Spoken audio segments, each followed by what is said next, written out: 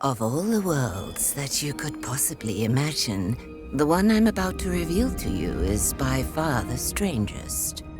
It is a big round hole inhabited by the creatures known as Asposians, and brought to life through the breath of its 4 wind fountains.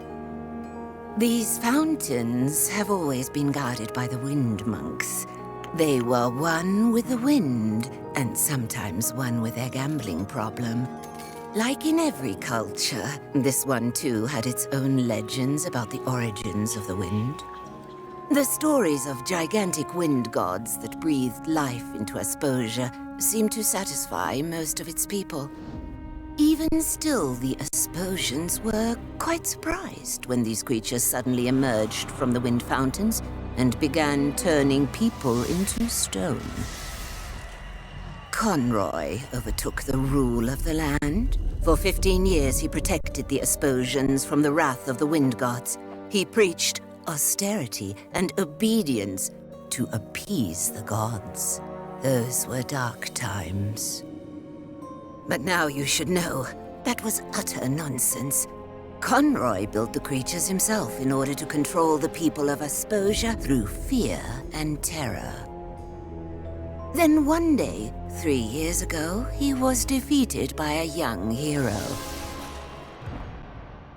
So what is the real story behind the origin of the wind?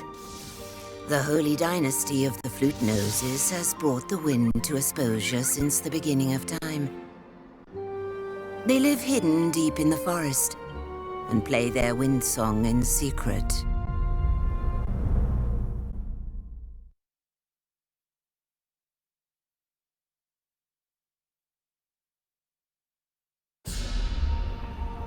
Just look at him. Look into his devious eyes.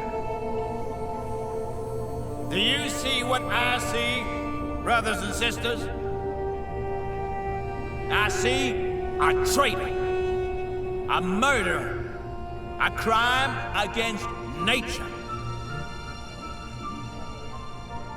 It was he and his kind, them with their noses, that summoned the Basilians here, whose evil gaze they used to turn innocent Asposians to stone. They murdered our Abbot Conroy in the most cowardly fashion. For years he'd been protecting us from the Basilians.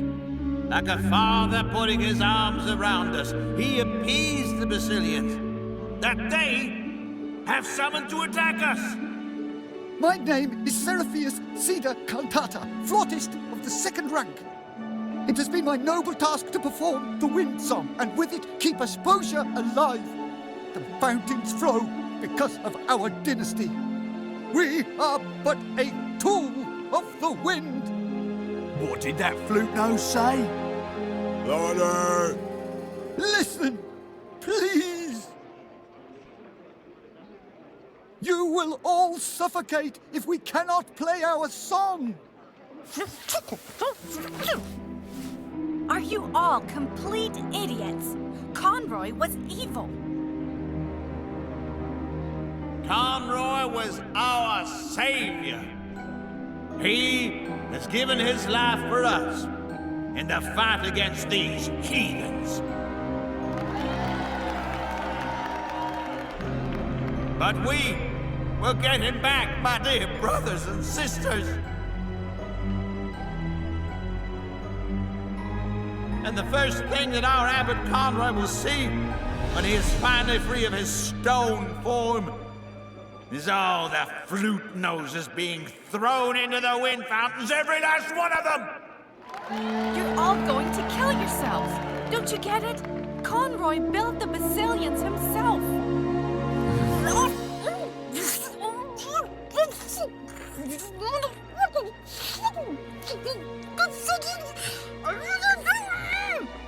Our king will come, and he will bring peace.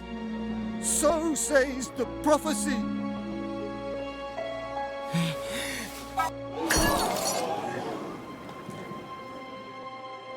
Did you all see that? He wanted to summon another Basilian! Boo! Boo! As I live and breathe, brothers and sisters, as Conroy's humble deputy, we will hunt down every last flute nose, and we will put an end to them all. And let this king come. He will be the first to greet the fountain.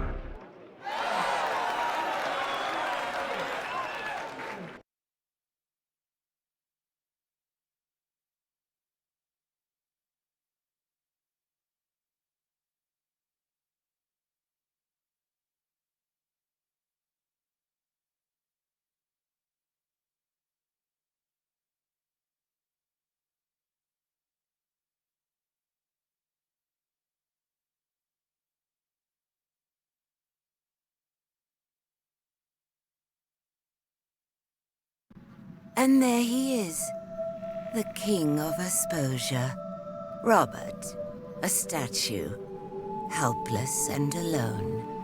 Well, he's not quite alone. His loyal pigeon is here to free him from this unfortunate situation.